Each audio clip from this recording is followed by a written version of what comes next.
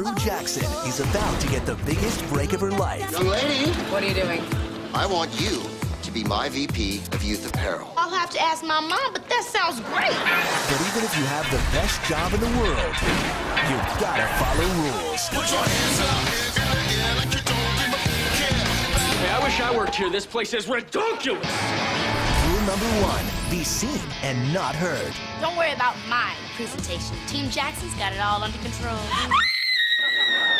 Rule number 2, respect your elders. Who are you, children? I don't know what country you're from, but here in America, we don't let children carry guns. Rule number 3, running or horsing around in the work area is prohibited. I get to decorate this office any way I want. They even gave me catalogs. Stop it. Lulu! Lulu! Dude! Sorry! It's the best job. With the best friends. There's work to be done! We're just kids. I don't need an assistant as much as I need a best friend.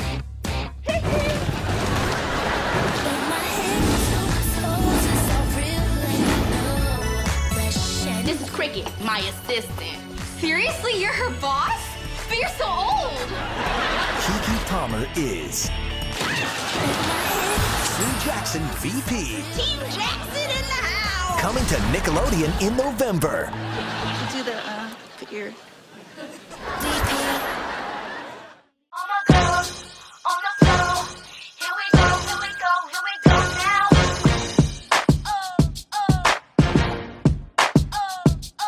True Jackson VP was a teen sitcom on Nickelodeon from 2008 to 2011. Also, I think it was the only show at the time filmed in front of a live studio audience. I remember seeing tons of promo for it, and I already knew Keke Palmer from Akilah and the Bee, which is a great movie by the way. Prestidigitation.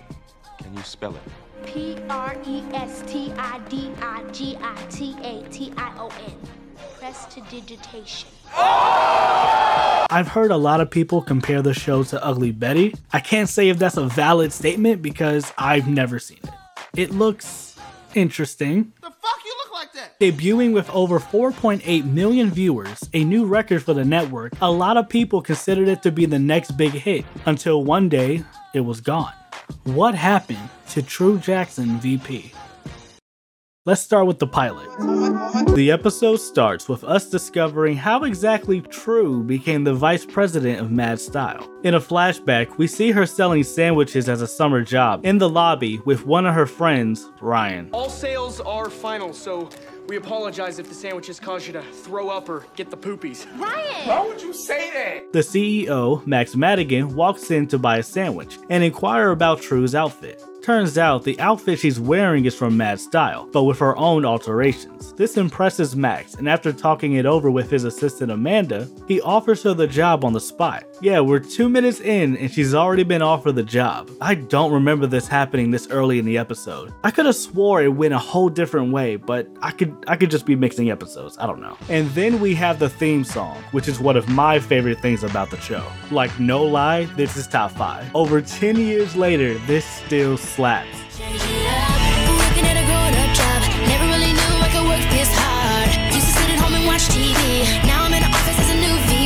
Back to the present, we see her entering her office for the first time, meeting her new assistant, Cricket, who is just thrilled to be working with a child. My assistant? For real? I've never had an assistant before. You don't say. As Cricket begins to show her all her new amenities in her office, her best friend Lulu comes running in and starts touching everything, and soon after, Amanda shows up as well. She quickly gives her the rundown of her role in the company, while also belittling her in the process. What exactly is Amanda mad about? That a child works with her? True had nothing to do with that. She didn't even apply. If anything, she should be mad at Max, but she's too busy dick riding. Wait, so I get to think up the designs? Yes. Thinking is one of your responsibilities. God damn. Fast forwarding a little bit, we're in the conference room, where Amanda is displaying one of her newest designs. It's back to black. Wait a minute, hold on. I know nothing about fashion, I just be floating around with my dick out. I don't know what I was expecting, but from a place called Mad Style, I was expecting something so basic. While Max is evaluating the design, he asks True for her opinion, and of course, Amanda hates it and tries to shoot him down. However, Max loves the idea and wants a redesign by tomorrow. We meet back up with True in her office, where we meet Ryan again, messing around on her computer. Soon after, Amanda walks in pissed after being embarrassed in front of Max. Do you know how long it took me to write the line, "Black is back"? Black is back? I thought you called it Back to Black. It's back to black. Yeah, you did call it Back to Black. You want to talk about True? You ain't even got your shit together. She tells True that she's got to do the changes herself and storms off. The next day, they seem to be on track to getting the outfits done in time. But then, Lulu gets distracted by the mail guy. Wow! Whoa, what was that? They awkwardly get caught and run back to the office. And to make a long story short, the clothes are now in the garbage because shenanigans. While digging through the trash, True starts feeling defeated, thinking maybe this is a sign that she's in over her head. And to make matters worse, she overhears Amanda and Cricket talking shit. She starts to make her way to Max's office to quit, but instead finds Jimmy, the mail guy from earlier. They talk for a while, and with a newfound perspective, True gets the courage to power through. Instead of viewing it as an adult job, she's gonna instead look at it like high school. I was thinking about this place like it was some scary alien grown-up planet, but it's not. It's just high school. I mean, she's not entirely wrong. The only difference between a 9-to-5 and a high school is a paycheck and benefits. With her newfound confidence, she confronts Amanda and fires Cricket, naming Lulu her new assistant. Then, out of nowhere, Ryan comes back with the clothes from the trash. Then we meet back up with True showcasing her new versions of Amanda's designs. Max is curious about some of the material she used, leading True to explain the whole trash fiasco. Max loves the redesign and is impressed by her tenacity, approving the design. And the episode ends with True moving into her office, closing the door as the new VP. And that was True Jackson VP, the pilot. I liked it. It's definitely goofier than I remember it being, but I still enjoyed it. Also, I forgot how good Keke Palmer is. She is literally the best thing about the show. Also, something I found out while doing some research. Did y'all know they made a real clothing line called Mad Style by True Jackson? Introducing Mad Style by True Jackson. Individual fashion for your individual style. So true. Mad Style by True Jackson. Up next, more True Jackson VP on Nick. Now here's more True Jackson VP on Nick. Excuse me, sir. Can I get a B?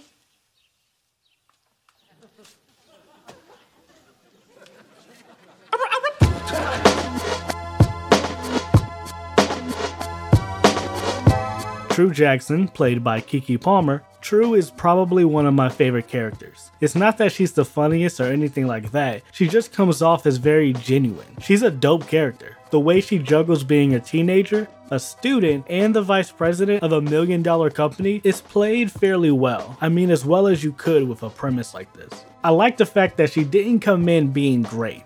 She's talented for sure, but there's still a lot for her to learn. We see her fail just as much as we see her succeed. And instead of it just being another sitcom lesson with little to no meaning, we see her learn from her mistakes. And True is such a dope character, you can't help but root for her. One of my favorite moments is when she achieves her dream of getting her own window in Times Square. That honestly might be one of my favorite episodes.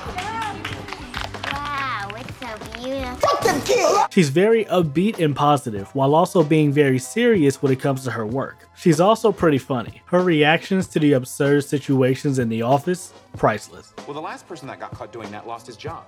Aww. And went to prison. My Sweet 16 is next year. I can't spin in the slammer. Also, them dressing as security guards and skateboarders, like come on, you ain't fooling nobody. The only negative I have is how she can sometimes be annoying and a little cringe. Okay, so True has a bunch of wacky relatives that she always brings up for a joke. Part of her humor is to be telling the joke or describing a situation about them and then obnoxiously yelling out the punchline. We could do it at my house. Oh wait, tonight's my dad's poker night. My mom always stands behind him and yells, "You ain't got nothing, Larry, you better bluff!" This would be fine like once every few episodes, but nope. It's the same joke every episode, every season, all the time. I was all, "More pancakes, Mr. Jameson." My dad was all, "Close the sunroof, Uncle Troy."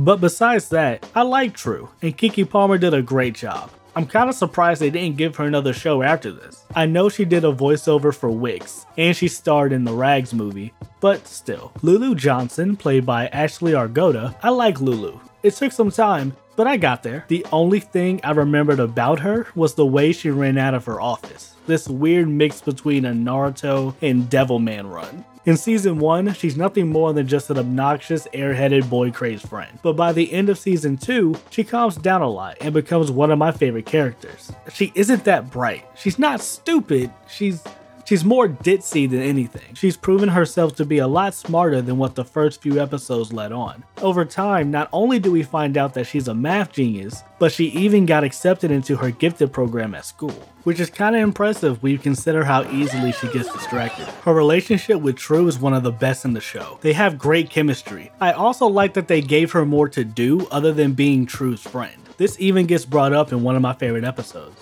I wanted to prove that I wasn't just special because I'm True Jackson's friend. You are special, Lou. You're incredible. I know. But it's still nice to hear. She creates her own projects in the company, she was Mad Styles' accountant for an episode, and she becomes class president. Some of the best episodes involve her just having her own adventure. Lulu is a solid character. Ryan Laserbeam, played by Matt Shively, I hate Ryan. He sucks. He's supposed to act as the goofy comedy relief, but there's nothing funny about him. He's just annoying. We have a very special guest observing class today. Is it Batman? I thought I saw his car in front of the school. Oh, brother. Who mans is this? Get him the fuck out of here. Y'all, he's so dumb. He's so stupid. If he tried to clap, he misses hands.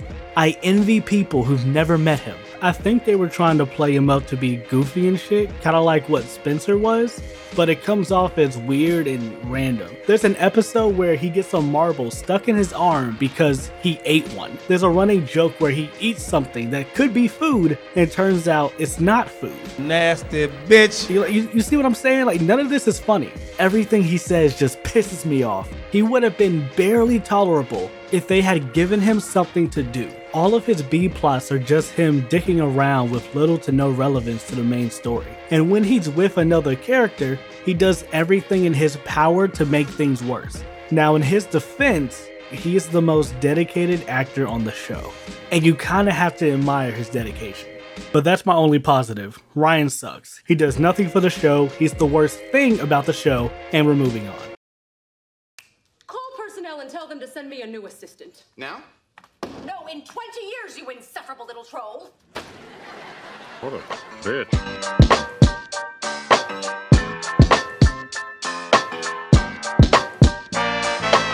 Amanda Catwell, played by Danielle Basutti, Amanda kinda grew on me. At first, she got on my nerves, downplaying all of True's accomplishments and screwing her over every chance she got. She's a grown adult going out of her way to bully a child, and somehow everyone's just cool with this. Mind you, True did nothing wrong. She just works here. Imagine getting intimidated by a teenager. Couldn't be me. She gets a lot better by the end of the season. She still finds her annoying, but they develop a mutual respect for each other. Amanda even grows to admire her. Whatever else I might think about her, she is really something special.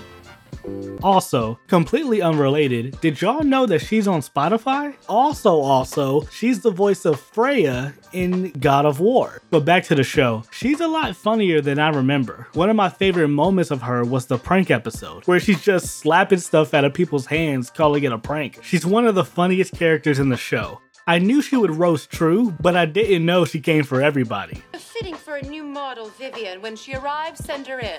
She'll be the hungry girl with half a brain. She can still be a jerk sometimes, but nevertheless, I still enjoyed her. Jimmy, played by Robbie Amell, Jimmy has no personality besides being a mailman. Like, it's his whole identity, and I don't know if that's the joke. Most of the time, they use it like a punchline, but in later episodes, it comes up as part of the story. In the carnival episode, Mr. Madigan finds out that True and Jimmy are dating. It gives them an ultimatum that one of them has to quit. True thinks because she's an executive, Jimmy should quit, saying he's just a mailroom guy. Sort of, I mean, I'm an executive. And I'm just a mailroom guy. Yeah. And I feel like this moment emphasizes Jimmy's character of just being that, a mailman. This gets brought up again in a later episode. True's going to conventions, high-end restaurants, and red carpets, while Jimmy is just stuck in the mailroom. She's going places, Lulu. Places I can't take her. But she really likes you.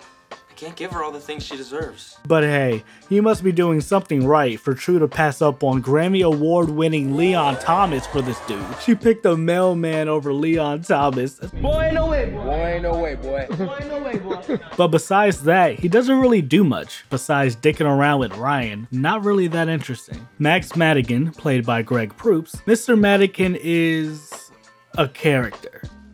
Come the fuck on now, bruh. He kinda reminds me of Mr. Peterman from Seinfeld. Homie just be doing stuff because he can. He stopped an entire workday just to have a carnival in the office. He forced his whole staff to switch roles for a day, almost bankrupting the entire company. Then there was the episode where he made them all play a real-life game of chess, and another one where he made everyone participate in a made-up holiday called Prankuberry, and anyone who didn't play along would get transferred to Russia. Homie's low-key a menace, but he's also one of the best characters in the show. He's more than just a goofy, eccentric millionaire. He cares deeply about his business and his employees. Except for Kopelman, they've always had beef. One of my favorite things about the show is the relationship between True and Mr. Madigan. He treats her with the respect she deserves, while also never forgetting that she's only 15, working a corporate job. He's even had to tell her to calm down a few times. He also acts as a mentor, giving her advice and direction when she needs it, teaching her the benefits of failure, integrity, supporting her creativity, and encouraging her to never lose sight of her goals. He's been a guiding hand for her whole career. So when he appoints True as the new owner of Mad Style, it feels earned. Kind of. She basically turns Mad Style into a Nick Hotel, but I digress. He doesn't just help True either. He offers encouragement to Lulu when she feels underutilized, and he offers to pay for Ryan's brother's college. Honestly, his whole character can be summed up by this one scene. There's no way my dad's paying for art school. It's gonna be a mess. That's very generous, sir, but no way. This check could change his life. You don't even know him. Oh, I'd like to think I've changed the lives of lots of people I don't know. Okay, but... Ryan, the ability to help people is a gift. If I can help your brother follow his dreams, it will be the best gift you could give me. Max genuinely surprised me. I barely remembered him when I was a kid, and watching it again as an adult, I appreciate him. I'll try and make you proud. You already have. Up next, more True Jackson VP on Nick. Now here's more True Jackson VP on Nick.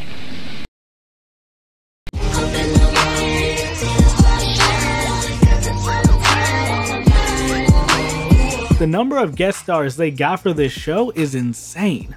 Like, who are these niggas? The only two I remember were Justin Bieber and Little Shakespeare, aka Cyrus, aka Tyler James Williams. Golden Globe winner Tyler James Williams. Proud of you. Justin Bieber performs one of his newest songs at the time, and he also steals an ambulance and crashes it into a school. Also, the band Care Bears on Fire was there. I don't know who they are, but I thought I mentioned it. Tyler plays a rapper named Little Shakespeare and acts as the love interest for 2 episodes. He rented out the whole gym for their date, and he even got Natasha Bedingfield to sing. As for the rest of them, I have no idea. They had Tom Kenny, Jeanette McCurdy, and the homies Tiffany Miller, Noah Crawford, and Samantha Bosorino from How to Rock. Yvette Nicole Brown, the GOAT, she drugs Amanda in her episode. Little Inez from Hairspray, Arden Marine of Mad TV fame. Oh, burn in hell, you piece of shit! Kelly Perrine as her father, Vivica A. Fox as her mother, the Dean from City College as her Uncle Troy, Ryan Sheckler, Willow Smith, Fifi Dodson, John Cena, Yo Gabba Gabba. What? We're being held captive, but we don't mind. Right, friends?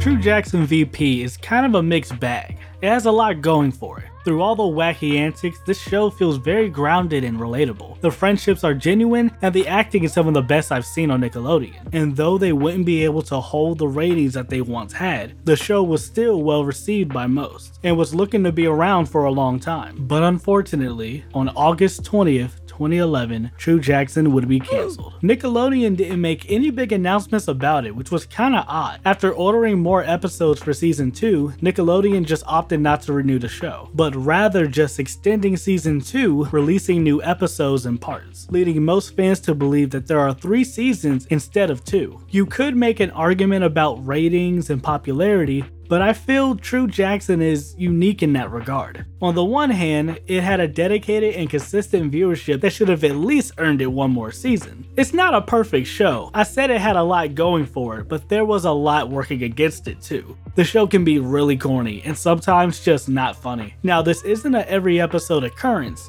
but when it happens, it damn near ruins the show. I've talked enough about Ryan. If they just turned down the silly shit and killed Ryan off, the show would be so much better. Also, something else to consider. It got an ending, and a good ending I might add. Could have done without Amanda turning into a child, True's relationship with Jimmy barely going anywhere, but still, it was a good ending. And there are a lot of shows, especially on Nickelodeon, that can't say that. If it comes back, that's great. I'd watch it. If it doesn't, I'm content with streaming it. True Jackson VP was a show unlike any other, and though it will be missed, it will never be forgotten. But you don't have to take my word